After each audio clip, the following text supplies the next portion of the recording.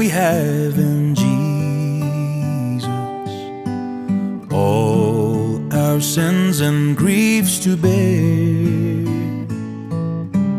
What a privilege to carry everything to God in prayer. Oh, what peace we often forfeit. Oh, what needless pain we bear. All because we do not care.